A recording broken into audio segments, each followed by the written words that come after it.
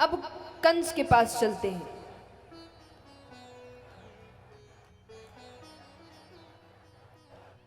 कंस के पास क्या हो रहा है? कंस को पता चलता है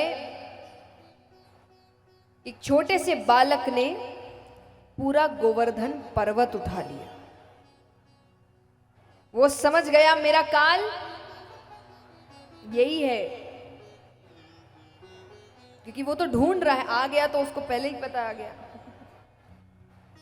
वो तो ढूंढ रहा था, उसको ये नहीं पता था ना कौन है। पर जैसे उसको ये खबर मिली कि ऐसे ऐसे बच्चे ने गोवर्धन पर्वत उठाया है, भगवान कंस समझ गए मेरा काल यही है। उसके बाद तो उसने सब पता कर लिया, किसके घर गया, गोकुल से वृंदावन जा चुका है, नंद बाबा का घर है, यशोदा मैया का घर है। बलदाव भैया से वो समझ गया उम्र देखकर कि ये जो 7वां गर्भ था वो असल में नष्ट नहीं हुआ था, वो यही है। उसने सब पता कर लिया। अब उसने अक्रूर जी को भेजा।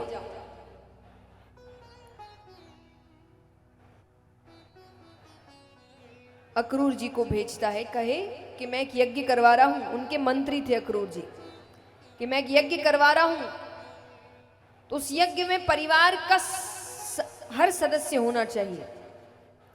तो मेरे दो भांजे वृंदावन में लेकर आई, उनके बिना तो यज्ञ होगा नहीं। अक्रूर जानते थे ये प्रेम तो है नहीं, पर राजा का आदेश हुआ है तो करना पड़ेगा।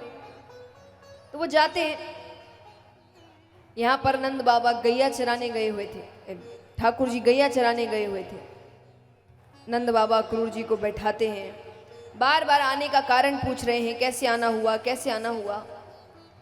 अक्रूर जी कहे बार बार, एक बार दोनों बच्चे आ जाएं फिर बात करते हैं, एक बार दोनों बच्चे आ जाए। भगवान गैया चराकर घर लौटते हैं। पहला कदम ही घर के अंदर रखा है कि उनकी नजर सबसे पहले अक्रूर जी पर जाती है। एक बार के लिए भगवान का दिल बैठ जाता है। कैसे दिल बैठता है? उदाहरण स्वरूप,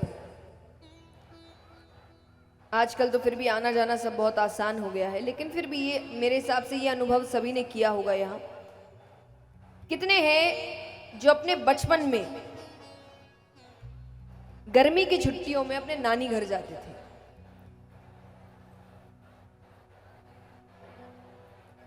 अच्छा लगता था, मजा आता था, वापस आने का मन करता था,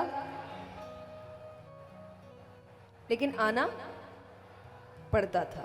तो जिस दिन घर वापस आना है, उस दिन जब एक बच्चे को पता चलता है कल वापस अपने घर जाना, उसका जो दिल बैठता है ना बच्चे का, कि कल से फिर वही पढ़ाई, वही स्कूल, मस्ती के दिन खत्म।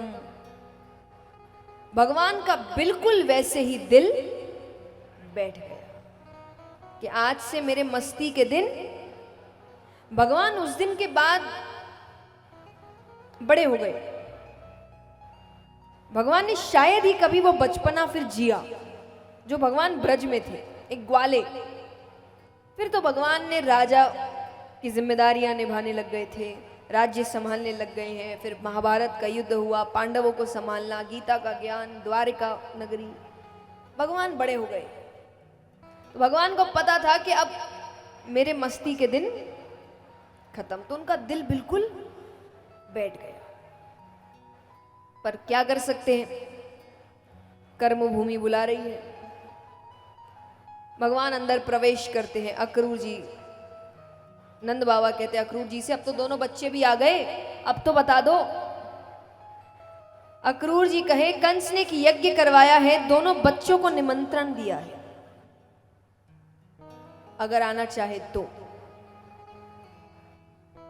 यशोदा मैया कहती है मेरे बच्चे नहीं जाएंगे। अरे ये छोटे छोटे बच्चे, वहां बड़े बड़े राजा, इनका क्या काम? नंद बाबा कहे अरे क्यों नहीं जाएंगे, इसी बहाने मथुरा घुमाएंगे। जैसे जब आप गांव में रहते हैं ना, तो मथुरा जो गांव में रहता है उसके लिए शहर घूमने के लिए होता है, क्योंकि शहर में हर चीज उपलब्ध कराई जाती है। तो वैसे मथुरा शहर था, मथुरा में हर चीज उपलब्ध कराई गई होती, क्योंकि राजा रहते थे तो बड़े बड़े बाजार लगते थे, आए दिन मेले लगते थे। तो उन्होंने कहा इसी बहाने मथुरा घूम आएगा। ठीक है। अब यशोदा मैया भगवान को तैयारी कर रही है जाने की। यशोदा मैया कहती कन्हैया देर मत करना, जल्दी लौट आना, तू पास नहीं रहता ना मेरे कलेजे में बहुत पीड़ा होती है, तो घर जल्दी आ जाना। भगवान कहते मैं जल्दी आ जाऊंगा।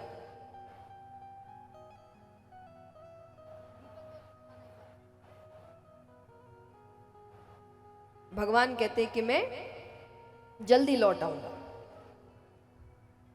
तो यहां पर भगवान तैयारी करके निकलते हैं। अब घर से बाहर निकले ही हैं कि बीच रास्ते में जितनी गोपियां हैं वो सब रास्ते में लेटी हुई है।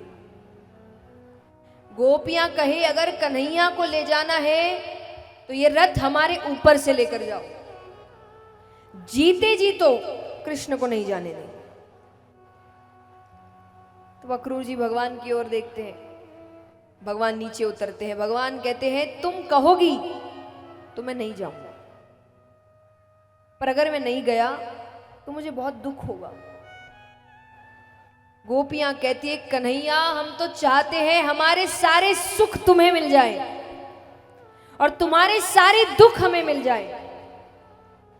अगर जाने से तुम्हें खुशी मिलेगी तब तो जाओ, पर जल्दी आ जाना, तुम्हारे बिना वृंदावन वृंदावन नहीं लगता। भगवान कहते मैं जल्दी लौट आऊंगा। भगवान किसी को बता दे अगर कि वो वापस कभी नहीं आने वाले, अब तो कोई जाने ना दे उनको। भगवान कहते मैं जल्दी लौट आऊंगा।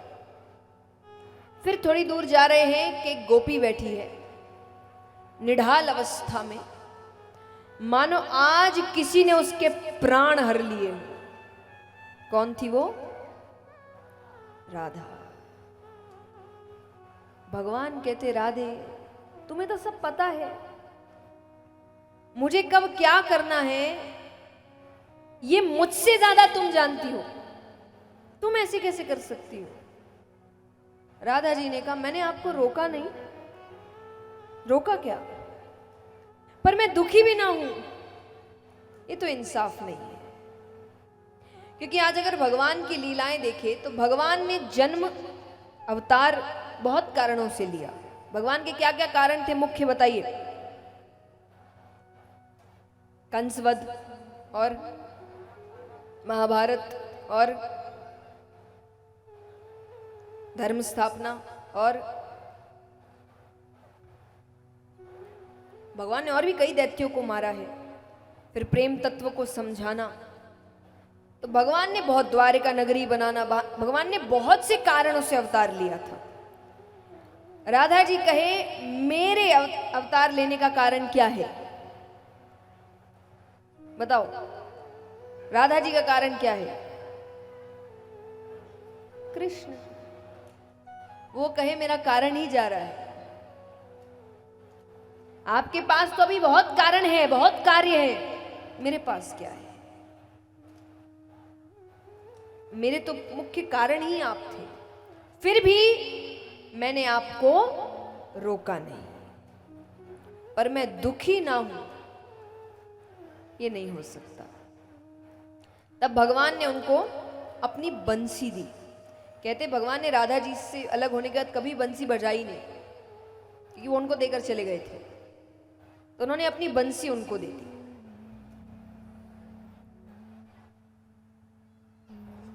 अब यहां पर भगवान थोड़ी दूर जाते हैं कि कुछ ग्वाले मिलते हैं कि हम भी साथ में चलेंगे, मथुरा घूम आएंगे। भगवान कहते चलो। मथुरा पहुंचते हैं। अब भगवान ने अक्रूर जी से कहा कि आप जाइए, क्योंकि साथ में मित्र हैं। भगवान ने अंत तक कोशिश की किसी को पता ना चले मैं कौन हूं। तो अक्रूर जी से कहा कि आप जाइए, हम थोड़ा घूम फिर के आते हैं, मित्र आए हैं हमारे साथ। बोले ठीक है। अब वो जाते हैं। ग्वालों ने कहा कि कन्हैया पहले कहना था कि राजमहल के अंदर जाना है, हम अच्छे कपड़े पहन कर आते। तो सामने से एक धोबी जा रहा था, तो उससे कुछ कपड़े लिए। फिर एक दर्जी के पास जा रहे हैं, कपड़े ठीक कराए हैं। भगवान कहते अब क्या चाहिए? बोले थोड़ी मालाएं मिल जाती तो। माली के पास जाते, कुछ मालाएं लेते हैं। बोले अब क्या चाहिए? बोले थोड़ा चंदन लग जाता तो। सामने से एक महिला जा रही है, उसके हाथ में चंदन है, पर 3 अंगों से टेढ़ी है, पीठ पर कुबड़ निकला हुआ है। तो भगवान ने उससे कहा कि अरे थोड़ा सा चंदन हमें भी दे दो। वो भगवान के चेहरे को देख रही है, वो कहती है दूंगी नहीं, अपने हाथों से लगाऊंगी। भगवान कहते लगाओ। अब भगवान ऊंचे हो रहे हैं, वो कोशिश कर रही है पर उससे हो नहीं रहा। भगवान कहते अरे जल्दी करो, इतना समय थोड़ी है मेरे पास। अंत में भगवान ने अपना एक पैर उसके पैर पर रखा, उसका हाथ पकड़ा और जोर का झटका दिया। वो झटका देते ही जो 3 अंग टेढ़े थे वो ठीक होते हैं, उसके पीठ पर जो कुबड़ निकला हुआ था वो ठीक होता है, और वो ठीक से खड़े होकर भगवान के सर पर चंदन लगाती है। अब भगवान यहाँ पर अपने मित्रों को बाजार में छोड़कर कि मुझे कुछ जरूरी काम है, आप थोड़ा घूमिए, मैं आपको फिर बुला लूंगा। ठीक है। अब महल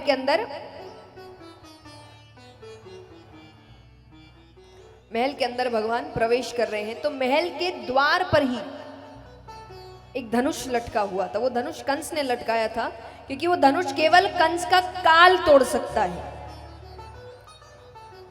भगवान बलदाऊ भैया के पास देखते, बलदाऊ भैया कहते काम शुरू कर दो। भगवान ने उस धनुष को ऐसे तोड़ दिया मानो एक छोटा सा बच्चा एक छोटी सी टहनी को तोड़ता है। पर वो धनुष टूटते ही भयानक आवाज होती है, आवाज कंस के कमरे तक जाती है। कंस समझ जाता है मेरा काल प्रवेश कर चुका है। उसने कई दैत्यों को भेजा, एक मदमस्त पागल हाथी को भेजा। भगवान लड़ नहीं लगते, बलदाऊ भैया कहते इन्हें मैं संभाल लूंगा, तुम अपने काम की ओर जाओ। तो भगवान कंस के पास जाते हैं, दोनों के बीच युद्ध होता है। अंत में कंस अधमरी हालत में जमीन पर पड़े हुए हैं, उनके ऊपर भगवान बैठे हैं। अब वो माफी मांग रहा है, जान की भीख मांग रहा है, पर भगवान को उसी वक्त उसे देखते ही इतना क्रोध आया। उस वक्त भगवान को मानो वो 6 बच्चे दिख रहे हैं। देखिए, एक होता है मारना, एक होता है क्रूरता से मारना। कंस ने बच्चों को क्रूरता से मारा था। भगवान को भयानक क्रोध आता और भगवान ने मुट्ठी का रूप बनाया और उसकी छाती पर तब तक प्रहार किया जब तक उसकी मृत्यु नहीं हो। इस प्रकार भगवान कंस वध करते हैं।